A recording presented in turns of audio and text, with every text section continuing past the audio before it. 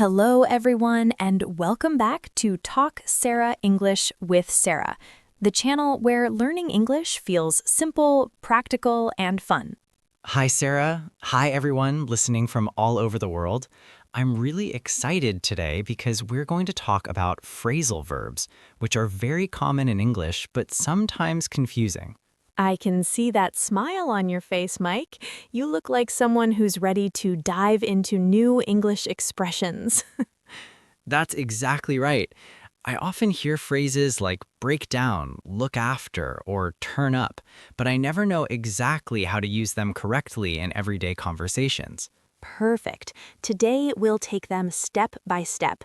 We'll explain how they work, give plenty of examples, and even do some practice together so it feels natural. That sounds great. I want to use these phrasal verbs naturally, not just memorize them from a list.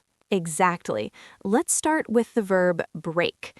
One very common phrasal verb is break down. Does that mean breaking something into pieces?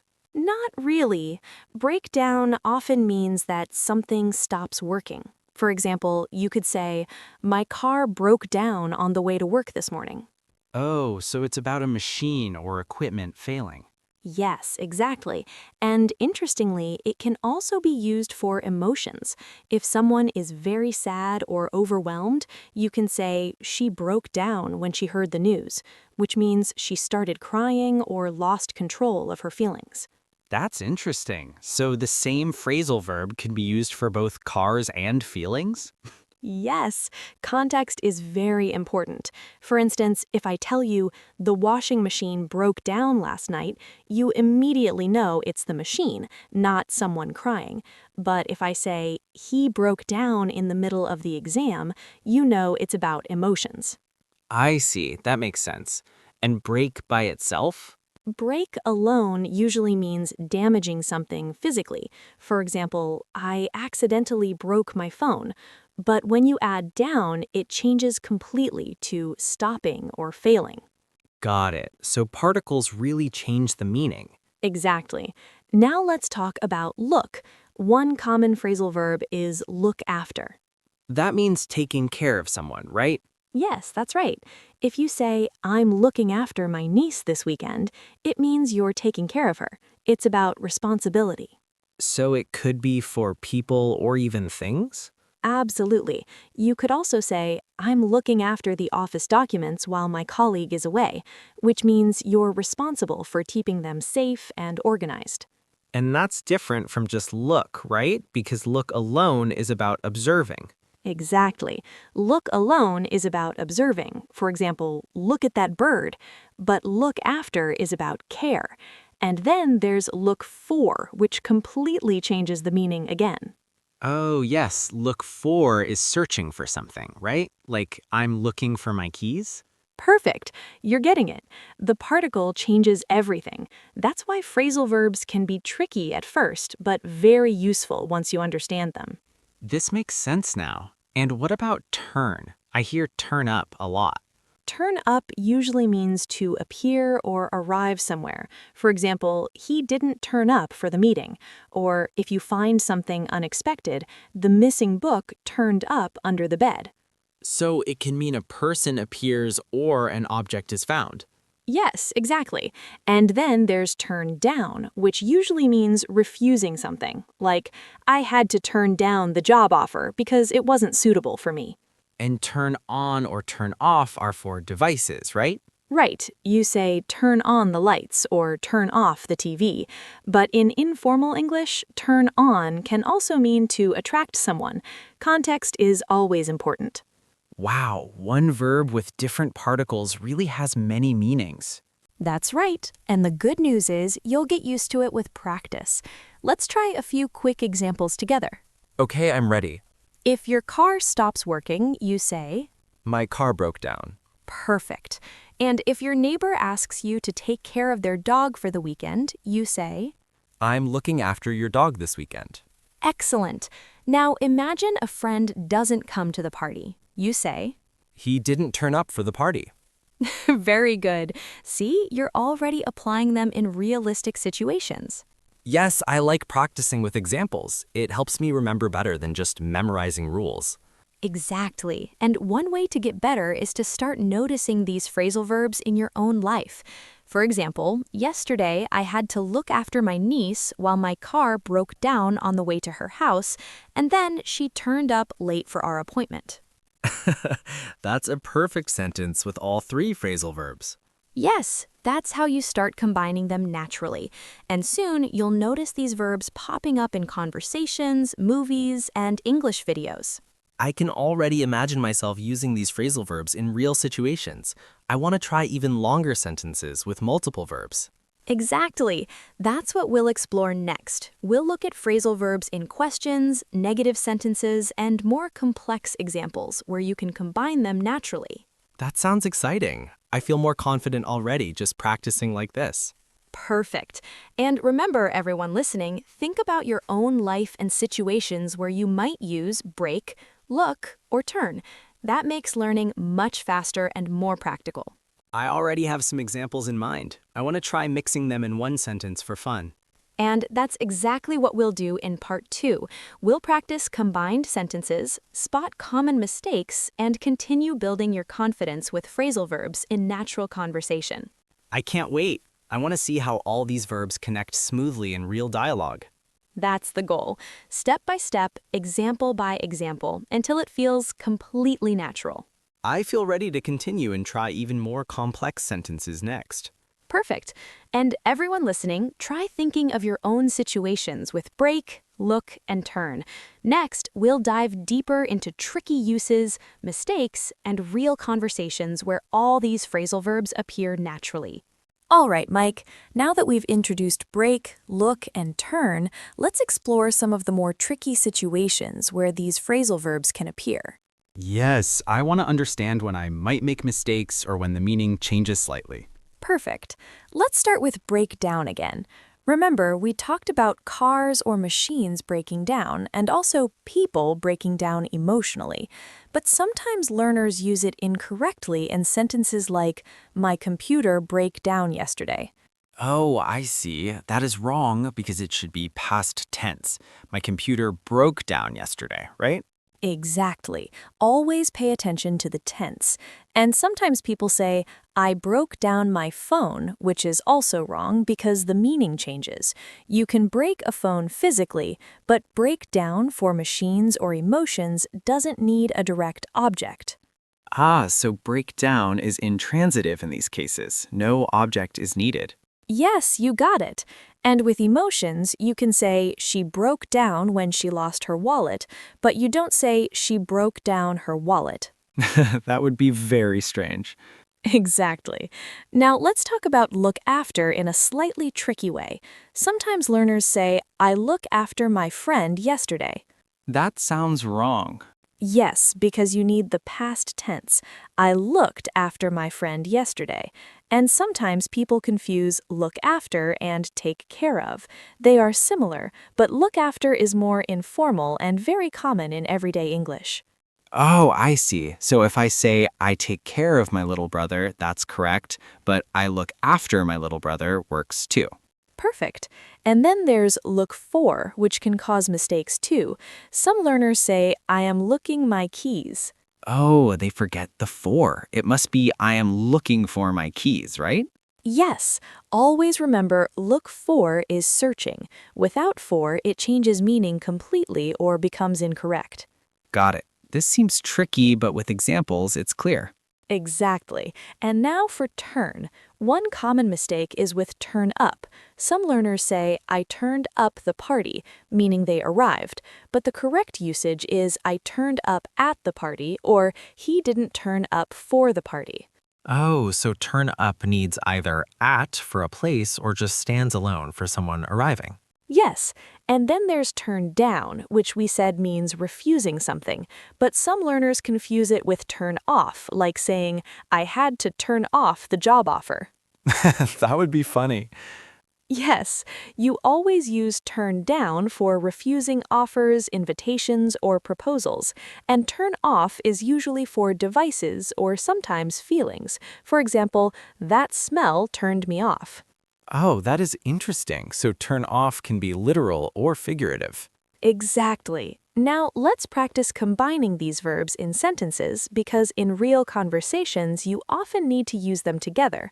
For instance, you could say, "My car broke down on the way to the meeting, so I looked after my friend's dog while waiting, and then he finally turned up late." Wow, that combines everything. It feels more like real conversation than just isolated examples. Yes, and that's exactly how we want you to practice. Make long sentences, mix tenses, and use multiple phrasal verbs naturally. I want to try one. Yesterday, my computer broke down, I looked after my little brother, and my friend didn't turn up for lunch. Perfect, Mike. That's exactly right. You're using past tense correctly and combining three different phrasal verbs naturally. This is really helpful. I can see myself speaking more confidently if I practice like this. Absolutely. Another tip is to notice phrasal verbs in daily life.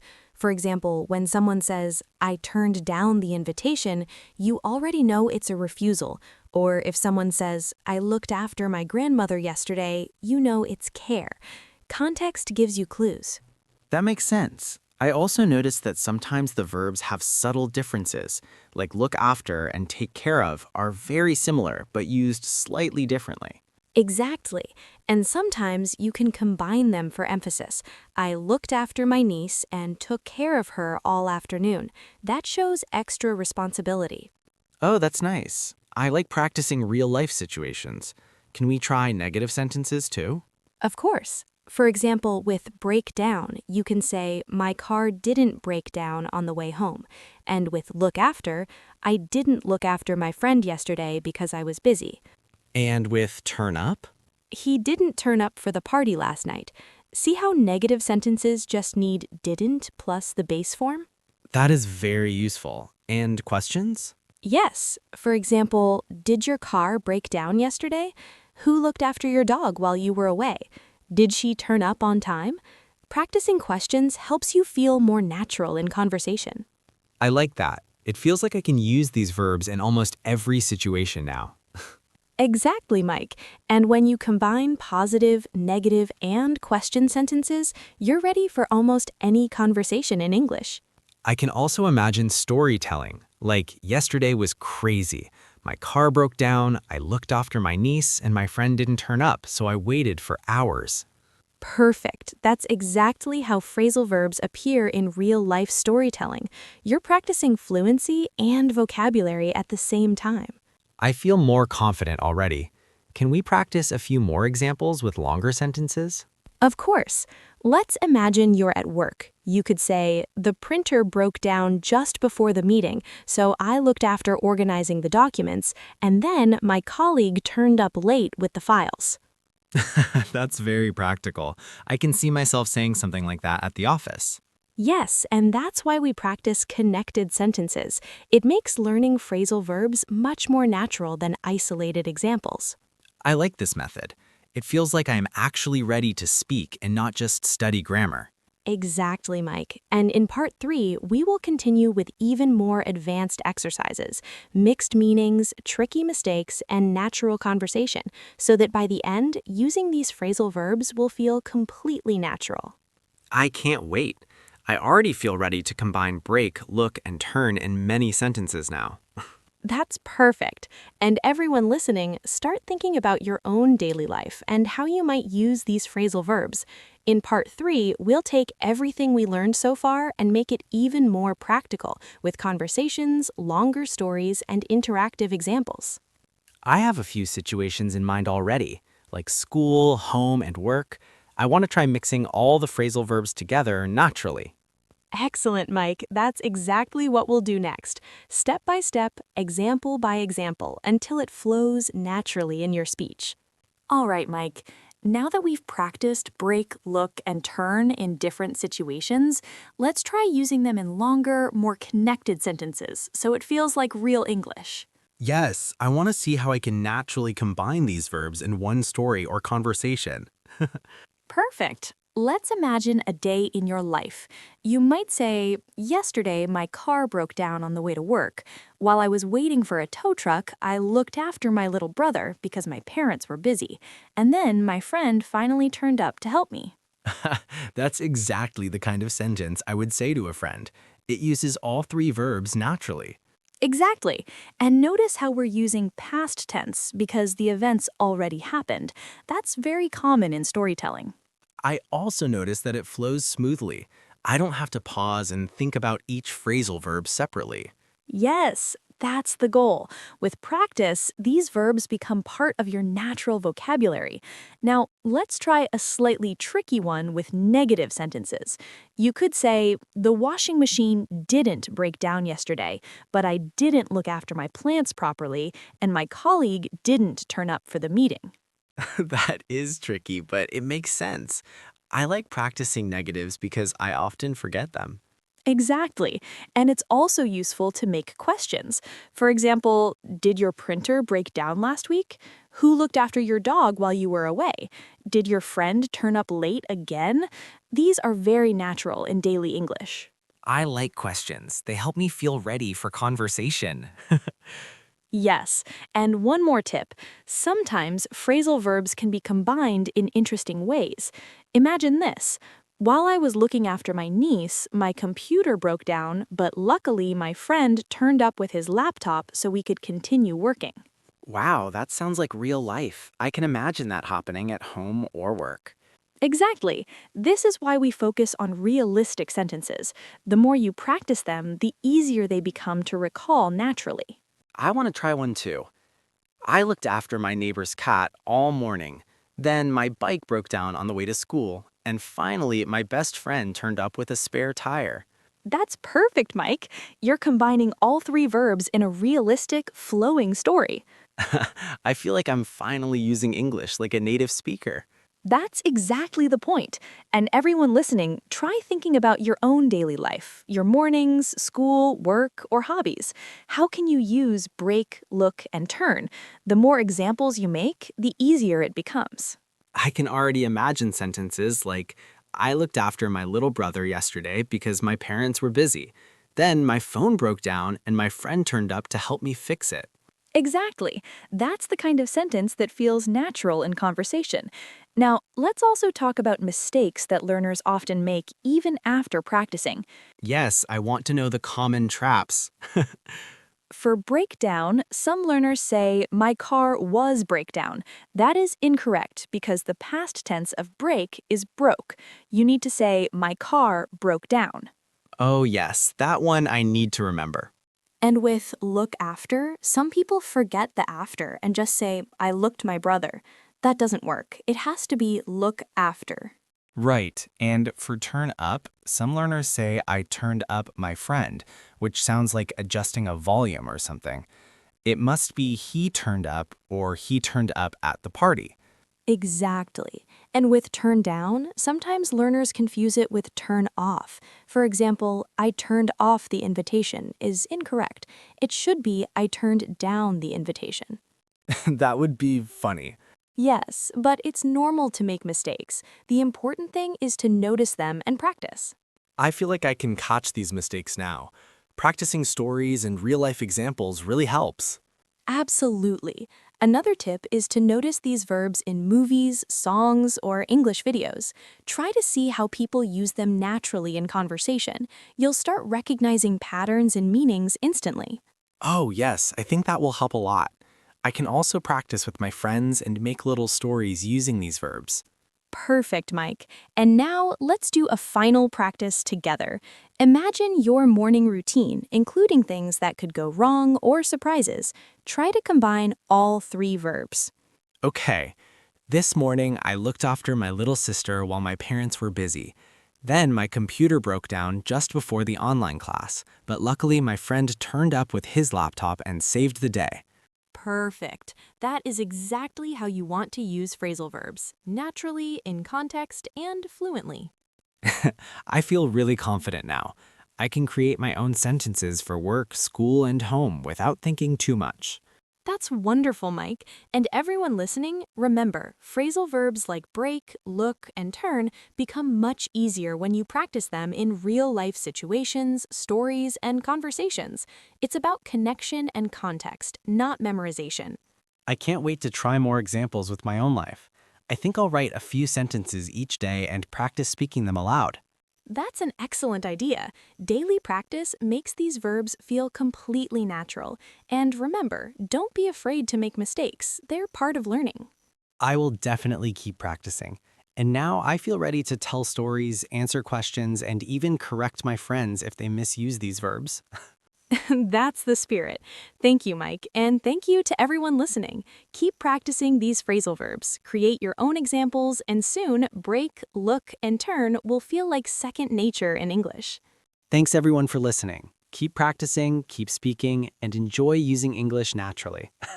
And don't forget to share your sentences in the comments, because seeing your examples helps all learners understand practical English even better. Yes, share your own stories, and we'll read them and maybe even discuss them in future episodes. Exactly. That's how learning English becomes interactive, fun, and practical. Keep calm, practice daily, and use what you learn in your real life. Thanks for joining us today. We hope you feel more confident with phrasal verbs now. And remember, step by step, story by story, sentence by sentence, English becomes easier and more natural every day. See you next time. Bye everyone. Keep practicing and enjoy speaking English naturally.